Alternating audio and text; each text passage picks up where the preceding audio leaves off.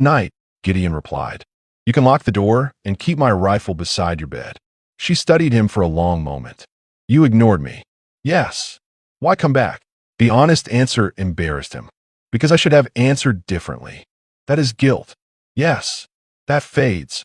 Maybe. But not today. Something shifted in her expression. Not trust. Curiosity. All right, she said. One night, he bought her hot stew and bread first. She ate slowly, as though she wanted to prove to herself that the food was real. Then he took her up the mountain. That night she washed, borrowed one of his clean shirts, locked the bedroom door, and slept. In the morning she was still there. There were rough biscuits on the stove. His wet gloves had been turned near the fire to dry properly. The kettle had been filled. The blue mug with the chipped handle, the one he always reached for, was beside his place. Gideon stood in the kitchen looking around as if his house had been quietly understood. Eliza was sweeping. You could have left, he said. I know. Why didn't you? She rested both hands on the broom. Because your house feels lonely in a way I understand. That answer unsettled him more than if she had cried. He should have asked her to stay as a guest.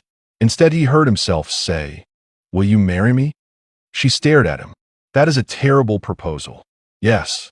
Do you always ask women to marry you after one night? No. Then why ask me? He took too long to answer, and when he finally did, the truth came out blunter than he intended. Because if you leave, I will keep finding reasons to come after you.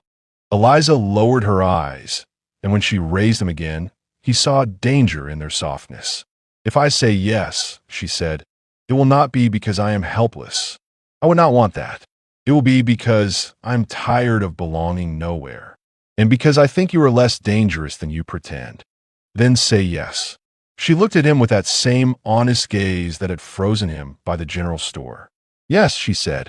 They married 2 days later before a judge who smelled of ink and tobacco. There was no feast, no music, no romance that anyone else could see. Mrs. Barlow loaned Eliza a blue dress. Gideon wore a coat that fit his shoulders badly. When the judge told him to kiss his bride, he hesitated like a man facing a cliff. Eliza solved the problem by rising onto her toes and kissing him first. The town waited for the marriage to fail. It did not.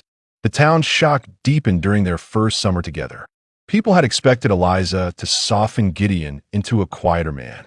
Instead, she sharpened him into a better one. He no longer sold timber too early because she made him wait for leaner supply. He no longer trusted handshakes for men whose eyes counted faster than their mouths. She taught him to ask one extra question at every bargain, and that single habit